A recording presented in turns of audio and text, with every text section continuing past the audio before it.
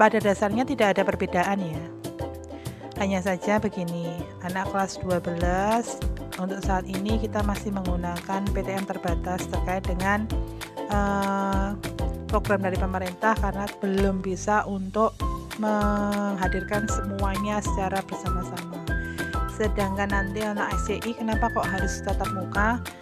Itu adalah untuk mengejar ketertinggalan mereka di materi khususnya di kelas 11 semester 4. Tidak ada perbedaan. Nanti kalau sudah masuk di semester sama-sama masuk di semester 5, semester 6, semuanya akan disediakan sebuah program namanya Sinau Bareng, di mana nanti anak-anak dari bulan Januari itu anak-anak baik Produta ya, saya garis bawahi bukan SCI tapi Produta, program 2 tahun dengan anak kelas 12 itu nanti ada sebuah program namanya Sinau Bareng. Sinau Bareng itu adalah memfasilitasi anak-anak kelas 12 dan Produta untuk menghadapi ujian akhir sekolah. Mereka datang setiap harinya seperti pembelajaran saat ini seperti PTN, tapi intensitas waktunya itu lebih banyak sehingga materi yang mereka belum kuasai di semester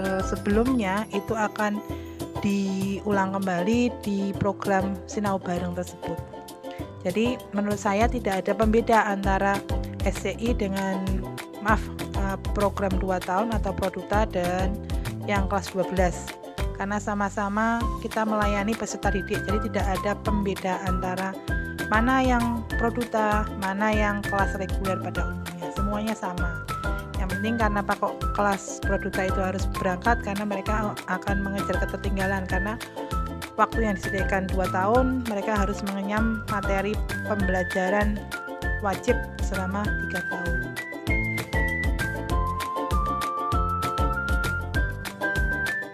Pada dasarnya seperti ini ya. Pembelajaran agama di SMA Tahfiz Al-Quran itu kok tidak lebih banyak kapasitas dalam struktur kurikulumnya, kenapa? Bukan seperti itu. SMA Tahfiz itu adalah SMA yang memang dari latar belakang anaknya banyaknya dari pondok. Tetapi secara sistem SMA Tahfiz Al-Quran itu adalah bagian dari Dinas Pendidikan, bukan dari Depak.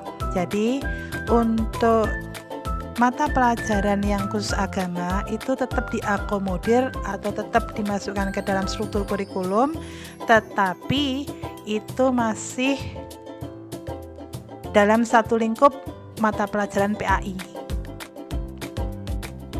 Kenapa seperti itu? Karena kalau kita mengutamakan pelajaran agama, terus terang saja materi pelajaran yang lain akan kurang karena anak-anak yang berlatar belakang pondok sudah mendapatkan pembelajaran agama yang lebih banyak di pondok.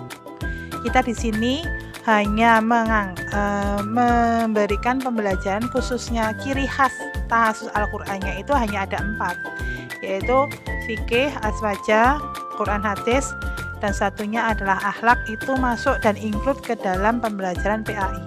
Jadi bukan berarti kita tidak menonjolkan tentang pembelajaran agama, tidak, tetapi kita tetap mengajarkan tentang pendidikan agama, tetapi include ke dalam mata pelajaran PAI. Nanti di situ nanti akan ada 4 mata pelajaran atau 4 subbagian dari ciri khas tahfiz Al-Quran, yaitu yang sudah saya katakan tadi ada 4 mapel itu. Jadi di sini mengatakan kenapa kok tidak menonjolkan, bukan seperti itu. Di situ sudah kita mengakomodir, ada ciri khasnya ada di 4 mapel itu ada di PAI. Dan besok pun kalau toh kita nanti ujian praktek itu kita masih tetap mengakomodir 4 keciri khasan ketahfizan itu, yaitu ada Quran hadis, fikih, aswaja, sama akhlak. Itu nanti kita tetap ada ujian prakteknya. Dan untuk ijazahnya SMA Tahfiz karena tidak sepenuhnya ada pelajaran agama, tetapi kita masih tetap ada ciri khasnya itu. Kita nanti akan ada 2 ijazah, yaitu ijazah dinas dan ijazah ketaususan.